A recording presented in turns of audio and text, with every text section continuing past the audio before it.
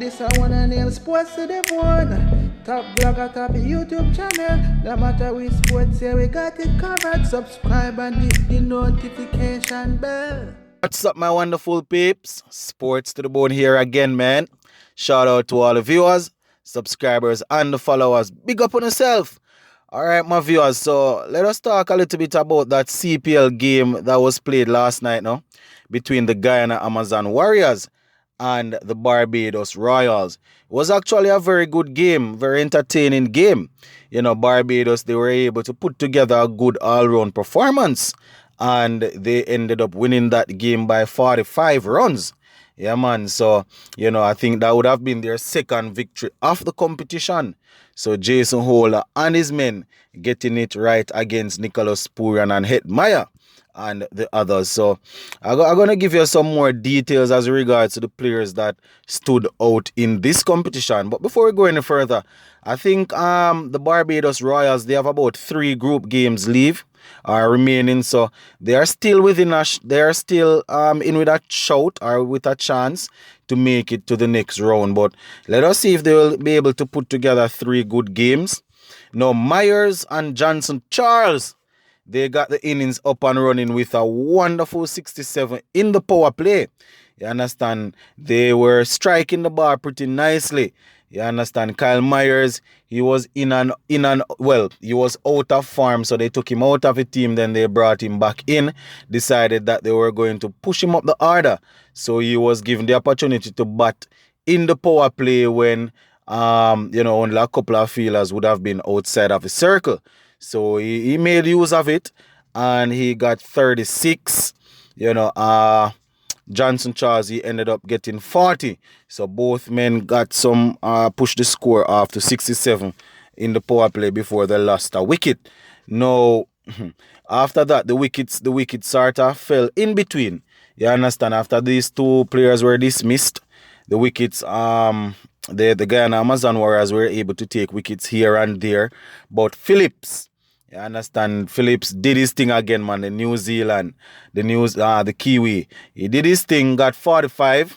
So he stood up while the wickets were falling. Captain Jason Holler, he came in and he went bizarre. He really struck the ball well. He ended up getting 22 of 7, I think is what Jason Holler got in that game.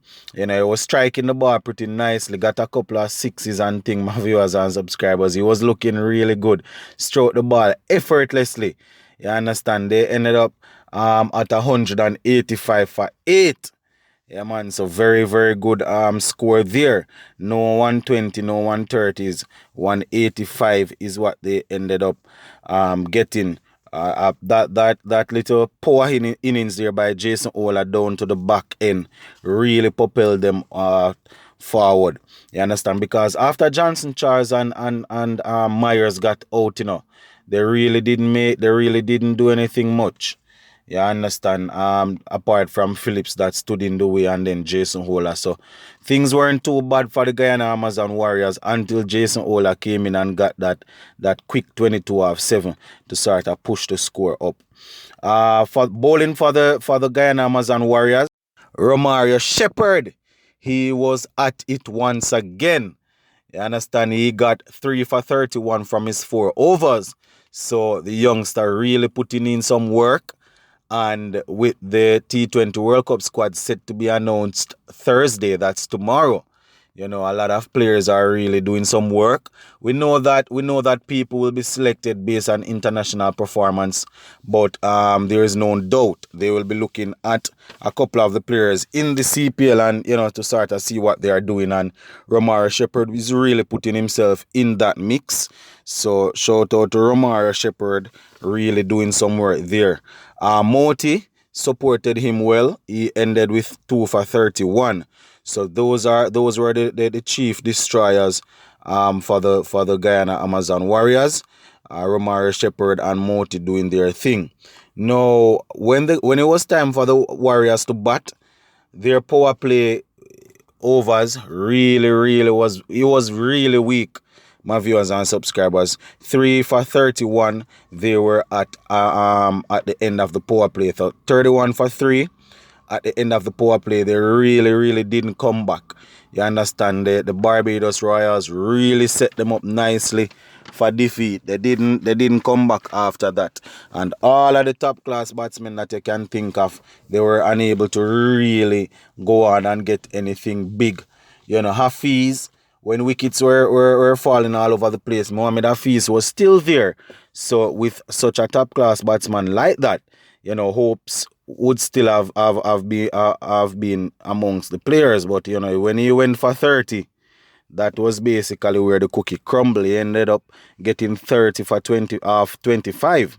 Nicholas Poor and Hetmeyer, you know, both of those youngsters, they didn't get anything. They failed. Also, you understand, Odin Smith, as usually, tried his thing at the back, got a couple of boundaries, but it was just too tall. It was too tall of an order. Naeem Young came in and tried a thing, but you know, it was just too tall of an order for them, my viewers and subscribers. And no, not Naeem Young. Another player came in and was doing a little thing, but it was just too tall. You understand? So Guyana Amazon Warriors went down to the to the Barbados Royals by 45 runs to give them their second victory of the competition. So it's going to be very interesting to see how things go on from here. You understand? Because a couple of other teams are, you know, really failing. Jamaica Talawas, they once again lost. Think the game that they played the other evening, they lost that also. Think they will be on today. But boy, I tell you, my viewers and subscribers, that's why when you're in a competition, you can start off your first two games can be very good, you know, but you know, you have to be careful that the other games that you don't just slide down like that. So it's going to be interesting to see how the rest of the campaign turn out. And with the squad that are set to be announced, why these players are really working for slots, you know. Sunil Narayan is somebody that I would have left out of my 18 that I selected yesterday, and people went bizarre in the competition. Whoa, you don't know nothing about cricket. You're just watching the cricket. You don't know nothing. The man are international, but you know, you see a lot of people that watching the cricket or claim that they are watching the cricket. They are just watching it in the moment. They are not looking at the fact that the man would have turned down 3 consecutive T20 international series or 3 white ball series because of his bowling action. You understand? We all know that if Narayan chooses to play, then Narayan is better than all the other spinners. He's better than Hussein. He's better than Allen. Might not be taking a lot of wickets, but he's very economical. So we all know that. There is no question there. But when I am selecting my thing, I look at every possible angle. So a man not putting up his hand to play in 3 consecutive white ball series because of the ICC. You understand? I have to read into that also. You know, so for all the know-it-all down there in the comment section that's saying that why I don't really know what I'm talking about, just continue to go and educate me in the comment section. Zane? All right, my peeps. You don't know. Tomorrow we'll be here in the squad. So we are going to be going live after the squad is announced so we can have a discussion. Sports to the bone. Keeping you informed. Please remember to like, share, leave us a comment. If you have not yet subscribed, go right ahead and subscribe to the channel. I'm out.